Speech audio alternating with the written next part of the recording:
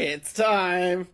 I've only mentioned this character one time and I never even said his name. His name is Bob Thiel, formerly a member of the Living Church of God. But just like every other major figure, he decided to make his own offshoot, the Continuing Church of God. Now, that's an offshoot, right? Why haven't I put this in a 7-part series like every other one? Because I can very confidently say it is the Bob Thiel Church of God. Yeah, David Pack, RCG, I couldn't even really call it the David Pack Church of God. Why do I say that? It's certainly mind-boggling to me. David Pack is very dictatorial, don't get me wrong. But at least on the RCG content, I can see other faces. Yeah, who do we see here? And the website is very old-fashioned. The booklets are like a love affair to him. This is the most comprehensive booklet I'm aware of. He wrote it! Oh my goodness, I found another face! The phenomenon called Bob Thiel Part 2.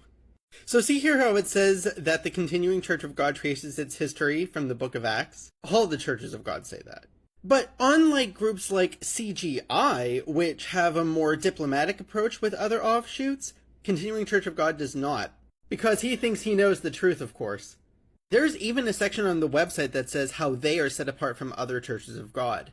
One of the things being we are more biblically focused. That is a huge slap in the face to all churches of God, just saying. I mean, I'm here for it, but... And he even goes on this whole rampage with the list of other supposed churches of God.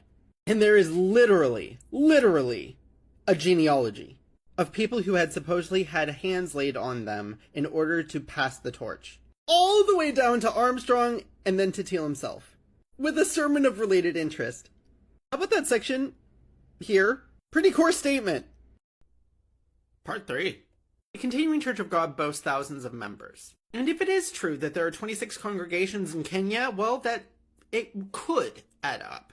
But there's like no pictures or anything about any of the congregations available. I mean, you got this picture of like 10 random people, but really nothing to support thousands upon thousands. I know, Bobby, it's kind of mind-boggling. And the US only has 4 locations. And Canada has 1. Why? All of the offshoots have most of their membership in the States. Well, you see, Bobby here had a tiny disagreement with this guy, Roderick Meredith. This guy. Yeah, this amazing author for the Plain Truth back in the 60s. So you got him and the other guy falling out with each other. And I guess he had an entire sermon thing attacking him. I can't imagine why. Part 4. Bob Thiel is indeed a scholar. But there are a lot of scholars out there.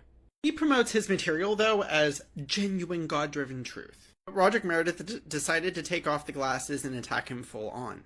After he received a letter from Meredith, he took some time to ponder and then wrote a response. He posted it here on Church of God Writer, which is owned by him. It's a collection of his thoughts, and they're just as long-winded as someone would expect from the Churches of God. So his response to the letter is really long. And in my opinion, it's funny seeing 2 ministers duke something out. But I do believe it's also indicative of how studious we were. Notice the psalm reference here. That's not a common psalm reference. Same thing here. And the jab here about the deep humility. And this comment here, did God speak to Dr. Meredith? How about Armstrong and Bob Thiel himself?